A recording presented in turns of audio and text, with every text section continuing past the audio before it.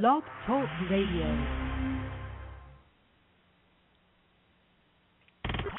The pot is always hot. The best DJs on the block. Brewing deep, soulful house music is what handsonradio.fm is all about. Hands on Talk Radio. We're back, folks, for another season of Hands on Talk Radio. And tonight we have none other than the lovely Lynn Lockamy, the vocalist who's bringing you right now the hit At the Club and Torture, another hit she has out. So like we always do, we want to give out the call-in number. If you have a question or if you just want to call in and listen in via the phone, you can call us at 347-237-5205.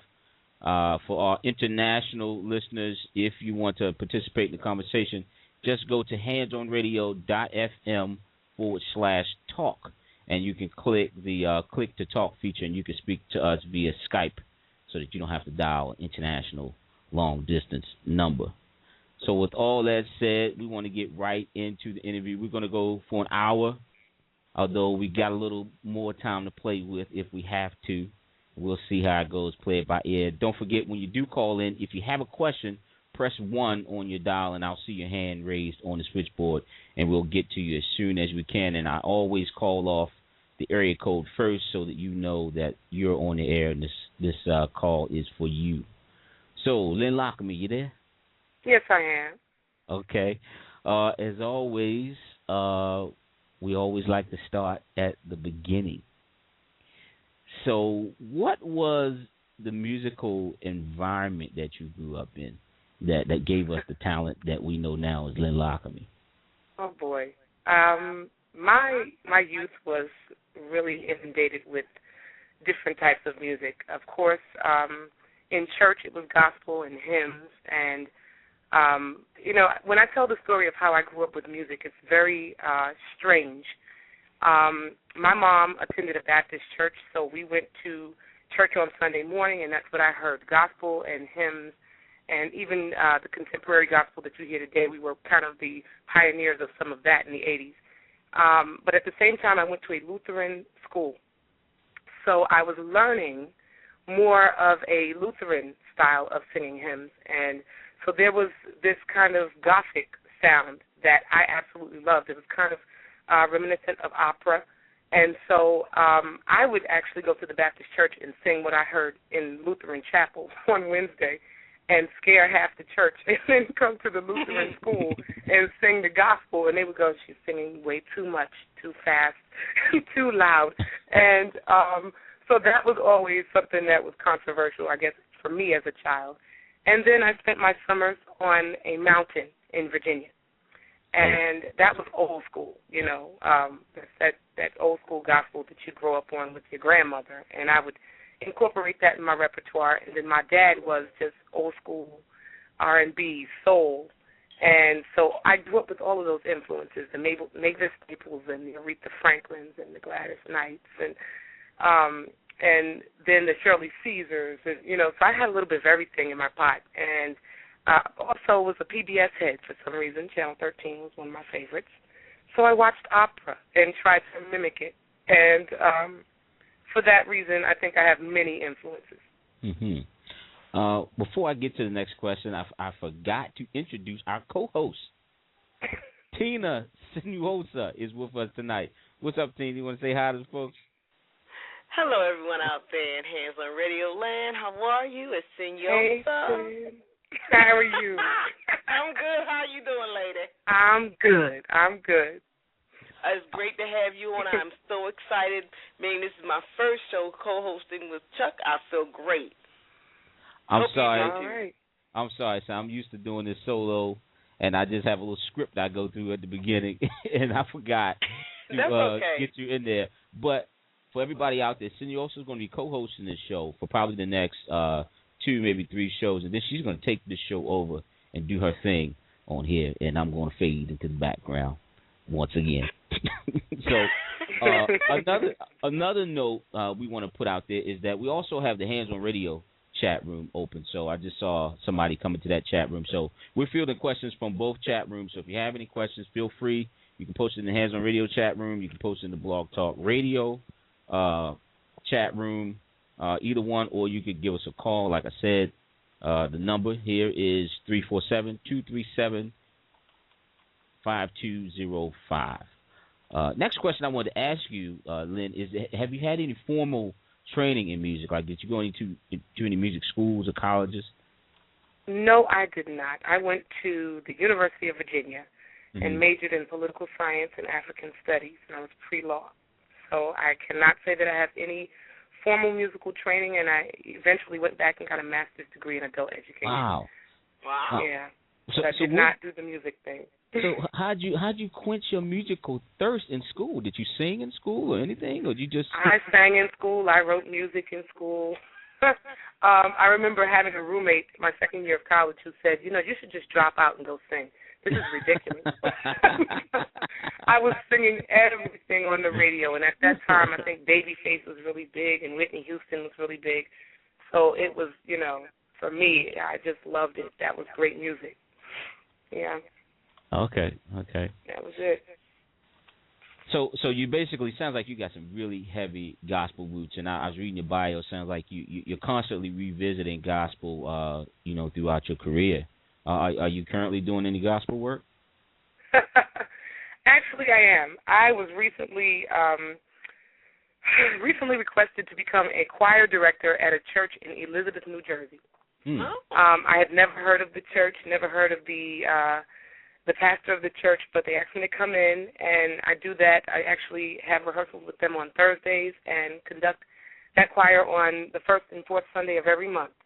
And that's completely the antithesis of what I do for the rest of the week, but it is what I do. You never really can stray that far from your roots. I tell people that all the time. People know you. They say they know the tree by its fruit. Well, I'm the product of just that, and so I would have to say that no matter what I do, no matter what I sing, people always say to me, I hear a little church in you, and I say, yeah, I know you do. But, you can't, that's something you can't get rid of. That's where I started. Mm-hmm. Okay. That's where I started. You don't have any family members in the music business? I have no family members in the music business. Okay. My family... I guess they have a monopoly on the military. They have a monopoly on in Washington, D.C., working for the federal government and the military. So I cannot say that we have anyone in the music business. I'm probably the one who is different. My dad was the closet singer, so I got that from him. Dad could put on any record and I'd sing it. Mm-hmm. And you sit in the living room and you watch him sing and you see the passion. And then, one day I said to him, well, Dad, why didn't you ever sing? And he said, no, that's not a business for me. And, he didn't think it was for me either. So he had a real problem with the fact that I did not go into grad school straight out of college, because in his mind you are messing up royally to do music. But I eventually went back. So, satisfy everybody, right? If you can. Yeah. So, I was reading your bio, and I noticed I saw some stuff that you work with Aaron Hall and a lot of the big R&B folks. But I know you got your big house break with 95 North, if I'm correct. Yes, you are. So what came first? Did you kind of break into or dabble in the R&B world first, or did you get straight in the house and then did that catapult you into the R&B world?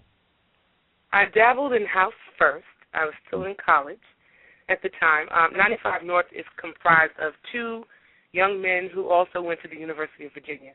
And although they actually walked that campus long before I did, they came back looking for a singer. At that point, they were looking into putting out another single that they had written, and they were looking for someone to sing it. And at the University of Virginia, the African-American population is scarce. and I wouldn't say now so much so, but when I was in school, we were very small in number. And so we had a place that we used to hang out. If you ever wanted to find the black student that's missing from class, we were at the BBS. That's called the Black Bus Stop. Now, that sounds crazy, but we had to come up with our own little place to hang. And so they went down to the BBS because in their day, the BBS was a great hang. And they were looking for the singer on campus. And the name they were given was mine. And so they found me. And convinced me to sing these two singles, Love So Strong and Hanging On. And I was still, I think, a junior in college at the time. Wow. And so I did those two songs. And after that, I didn't do anything else in-house for a long time until, I'd say, 2002. You know, that was the 90s. So it was a little while. And, Go ahead. Yeah, so I didn't revisit house for a while. I was still doing gospel, doing R&B, and then I believe I did a single with Kerry Chandler called Fire. I think that was 2000, actually. And another one with DJ Dervish and Anaya Day called You Move Me, and I wrote Fire, and I wrote You Move Me. And then by that time I was really, you know, becoming really good at writing music, so I was able to write those songs. And for Santiago Cortez over in Switzerland, I did about 4 songs with him. And then we look up, and At the Club is here. And before At the Club, I actually did another single called Torture, which everybody seems to know very well. And I wrote that one actually June of 2009. I was actually in a studio with another producer who introduced me to E. Wonder, also known as Eric Frazier. Now, and Eric me and we're moving way too fast.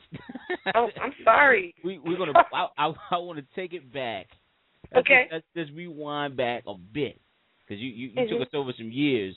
Let's rewind back a bit. I wanted to ask you about working with 95 North. My man Doug. Shout out to Doug if you tuned in. I texted Doug and let him know. Yes, right. I let Doug know we were going to bring him up tonight. So. Shout out to my man Doug if he catches this in the podcast or if he calls in tonight. I gave him the number.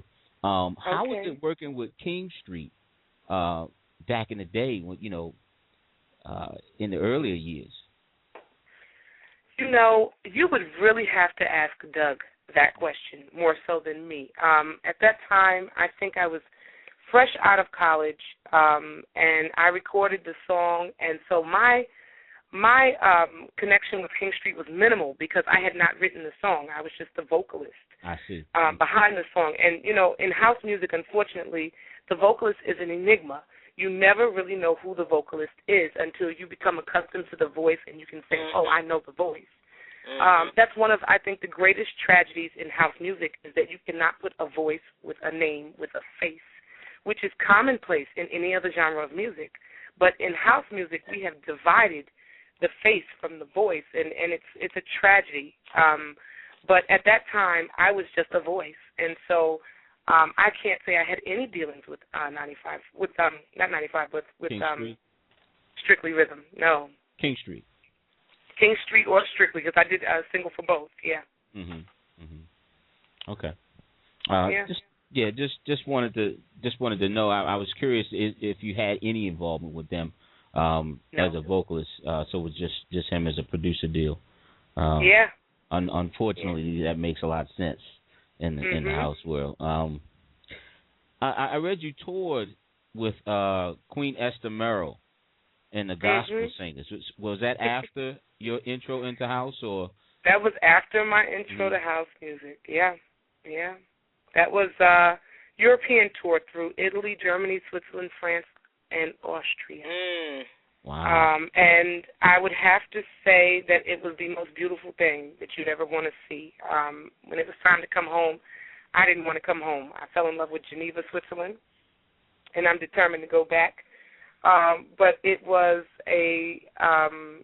some tour.